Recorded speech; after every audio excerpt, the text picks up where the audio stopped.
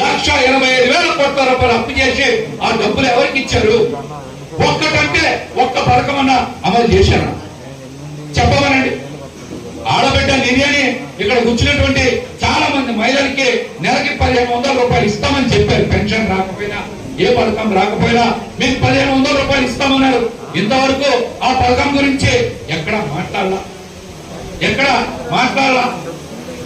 ఏంటంటే దాని గురించి కూడా ఈ రాష్ట్రాన్ని నమ్మాలని కొత్త మాట మాట్లాడుతూ ఉన్నారు. ఈ రాష్ట్రాన్ని ఎవరి కోసం అమ్ముతారు?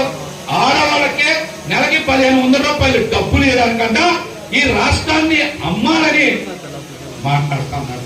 అదే ఒక రూపాయికి 3,000 కోట్ల రూపాయలు భూములు ఇస్తే ఈ రాష్ట్రాన్ని అమ్మడం అంటారు. దాన్ని చెప్పండి. ఒక రూపాయికి 3,000 కోట్ల రూపాయల భూములు ఉత్సా కంపెనీకి విశాఖపట్నంలో ఇస్తే దాన్ని ఈ రాష్ట్రాన్ని అమ్మకం చేయడం అనరా? పవన్ కళ్యాణ్ గారి మిత్రులు టీజీ విశ్వప్రసాద్ కి 1,200 ఎకరాలు భూమి ఇస్తే దాన్ని రాష్ట్రాన్ని అమ్మడం అనరా?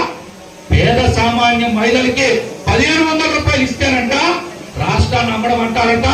ఒక రూపాయికి 3,000 కోట్ల రూపాయల ఆస్తులు ఇస్తే దాన్ని అమ్మకం అనరా రాష్ట్రాన్ని? పవన్ కళ్యాణ్ గారి మిత్రులు టీజీ విశ్వప్రసాద్ కి 1,200 ఎకరాలు ఇస్తే దాన్ని రాష్ట్రం అమ్మడం అనరా? విజయవాడ నగరం నడి పొద్దున కంట్రోల్ రూమ్ దగ్గర ఈ రోజు నువ్వు కంపెనీకి 5.5 ఎకరాల భూమి 100 కోట్ల రూపాయల భూమి అయాచితంగా ఇస్తే దాన్ని ఈ రాష్ట్రాన్ని అమ్మడం అనరా? పేద వర్గాలకి, సామాన్య వర్గాలకి, మహిళలకి 1,500 రూపాయలు ఇస్తేనంట ఈ రాష్ట్రాన్ని అమ్మాలని మాట్లాడుతున్నారంటే ఎంత నాలిక మందమని మీరు అందరూ కూడా ప్రశ్నించాలి. వాళ్ళందరినీ కూడా ప్రశ్నించాలా? నిరుద్యోగ వృత్తి కింద 3,000 రూపాయలు ఇస్తానని చెప్పావు. సంవత్సరానికి 4 లక్షల ఉద్యోగాలు ఇస్తానని చెప్పావు. 5 సంవత్సరాలకే 20 లక్షల ఉద్యోగాలు ఇస్తానని చెప్పారు. ఇంతవరకు ఒక్క ఉద్యోగం అన్న